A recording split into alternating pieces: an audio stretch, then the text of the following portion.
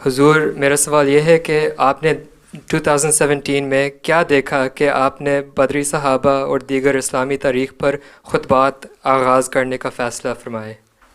Topic تلاش کر رہا تھا کیا کروں ہیں، کیونکہ بہت سارے تربیتی اور تبلیغی ٹاپکس میں پہلے ہی کہہ چکا ہوں، 15-16 سال دے دیے تھے، 13-14 سال.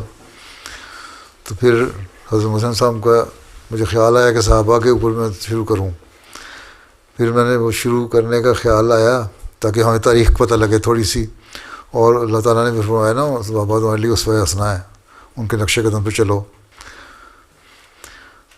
ہر ایک تمہارے لیے ایک ستارے کی طرح ہے، اس کے پیچھے چلو گے تو تم گائیڈ کرے گا وہ. پھر میں کہا یہ تو بہت لمبی چیز بن جائے گی، پھر مشکل ہوگا اس کو سمیٹنا. پھر بدری صحابہ کی طرف دھیان گیا، اور پھر میں نے حضرت صاحب کا الہام بھی دیکھ لیا کہ بدر کے واقعہ کو مت بھولو. اس پہ میں نے پھر بدر کے صحابہ کا ذکر شروع کر دیا. حضرت صاحب کا اپنا الہام ہے کہ بدر کے صحابہ کو نہ بھولو.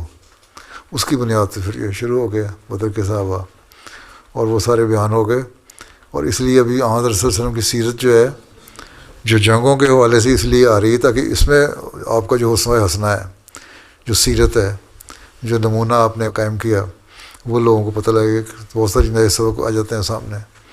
ٹھیک ہے، تو یہ جب بیان ہو جائے گا وسلم کی سیرت کا ختم، تو یہ بدری صحابہ کا ذکر یہاں سے ختم ہو جائے گا. پھر دیکھیں گے کوئی اور علماء نے کوئی مضمون سکھانا ہوگا سکھا دے گا.